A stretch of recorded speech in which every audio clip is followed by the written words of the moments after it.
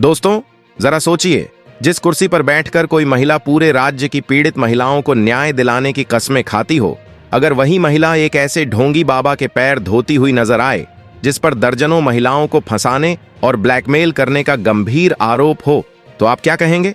महाराष्ट्र की राजनीति में इस वक्त एक ऐसा ही कड़क भूचाल आया हुआ है जिसने सत्ता के ऊंचे गलियारों से लेकर आम जनता तक को सन्न कर दिया है। इस भयंकर पॉलिटिकल स्कैंडल में एक तरफ शुद्धिकरण के नाम पर 1500 करोड़ का साम्राज्य खड़ा करने वाला एक पाखंडी बाबा है और दूसरी तरफ है राज्य महिला आयोग की अध्यक्ष। आखिर आस्था और सत्ता के कॉकटेल में यह कौन सा काला खेल चल रहा था? कैसे एक ढोंगी ने सिस्टम की नाक के नीचे इतना बड़ा नेक्सस तैयार कर लिया जिसने अंततः एक बड़ी नेता की कुर्सी तक छीन ली? आज के इस एक्सक्लूसिव वीडियो में हम महाराष्ट्र के इस सबसे बड़े बाबा और चर्चित चेहरा स्कैंडल का पूरा कच्चा चिट्ठा डिकोड करेंगे। तो चलिए बिना देरी के इस राज से पर्दा उठाते हैं।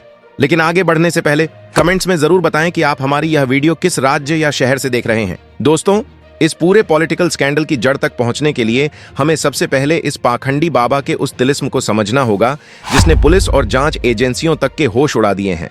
इस ढोंगी बाबा का नाम है अशोक खरात। आमतौर पर जब हम किसी बाबा के बारे में सोचते हैं तो हमारे दिमाग में भगवा कपड़े और जटाओं वाले किसी व्यक्ति की तस्वीर आती है, लेकिन अशोक खरात का खेल बिल्कुल अलग और सफेद पोश था।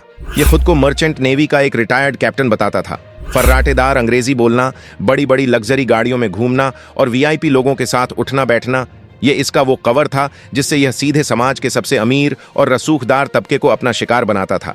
आपको यह जानकर भयंकर हैरानी होगी कि महज 10 सालों के अंदर इस ढोंगी ने डरा धमकाकर और लोगों के दिमाग से खेलकर लगभग 1500 करोड़ रुपए का एक बेनामी साम्राज्य खड़ा कर लिया था। यह बाबा लोगों के अंधविश्वास का किस हद तक फायदा उठाता था, इसका अंदाजा आप इसी बात से लगा सकते हैं कि यह अपने आश्रम में एक चमत्कारी शहद बेचता था और उस 1 किलो शहद की कीमत क्या थी?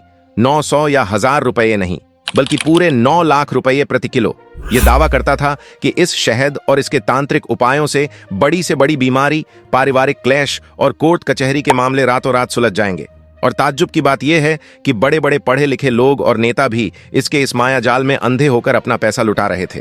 लेकिन दोस्तों, इस बाबा का असली और सबसे काला सच उस 9 लाख रुपये के शहद से कहीं ज्यादा खौफनाक था। पैसे लूटना तो सिर्फ इसके व्यापार का एक हिस्सा था।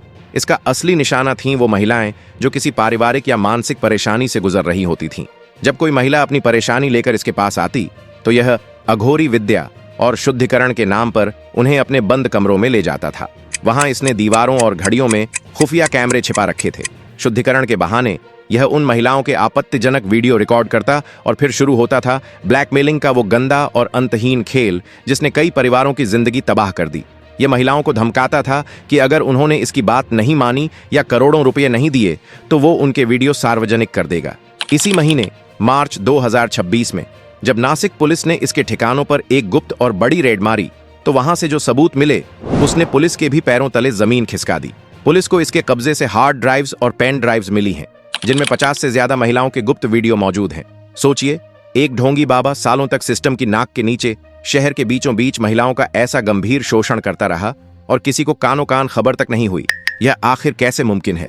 यहीं से एंट्री होती है इस कहानी के दूसरे और सबसे हैरान करने वाले किरदार की, जिसने इस पूरे मामले को एक लोकल क्राइम से निकालकर महाराष्ट्र का सबसे बड़ा पॉलिटिकल स्कैंडल बना दिया। जब नासिक पुलिस अशोक खरात के इस काले चिट्ठे को खोल रही थी, उसी वक्त न्यूज चैनलों और पूरे महाराष्ट्र में एक पुराना वीडियो सामने आ गया। यह वीडियो जुलाई 2021 का था। इस वीडियो में एक महिला जमीन पर बैठकर पूरे भक्तिभाव से इसी ढोंगी बाबा अशोक खरात के पैर धो रही थी और उसकी तुलना साक्षात भगवान विट्ठल से कर रही थी। दोस्तों, वो महिला कोई आम नागरिक नहीं थी। वो थीं रूपाली चाकणकर, जो महाराष्ट्र राज्य महिला आयोग की अध्यक्ष और राष्ट्रवादी कांग्रेस पार्टी की एक बेहद कद्दावर नेता रही हैं। जरा इस बात की गहराई और इसके विरोधाभास को समझिए। राज्य महिला आयोग का पद कोई राजनीतिक पद नहीं, बल्कि एक संवैधानिक जिम्मेदारी है। इस कुर्सी पर बैठने वाले व्यक्ति का काम है राज्य की करोड़ों महिलाओं के अधिकारों की रक्षा करना, उन्हें शोषण से बचाना और पुलिस सिस्टम से उनके लिए न्याय छीन कर लाना। लेकिन जब राज्य की महिलाओं की सबसे बड़ी रक्षक ही एक ऐसे बाबा के चरणों में बैठी नजर आए जिसका पूरा साम्राज्य ही महिलाओं के शोषण और ब्लैकमेलिंग पर टिका हो, तो फिर राज्य की आम और बेबस महिलाएं न्याय मांगने के लिए किस दरवाजे पर जाएंगी? इस एक वीडियो ने महाराष्ट्र के पूरे सिस्टम और सत्ता के खोखलेपन को बीच चौराहे पर लाकर खड़ा कर दिया।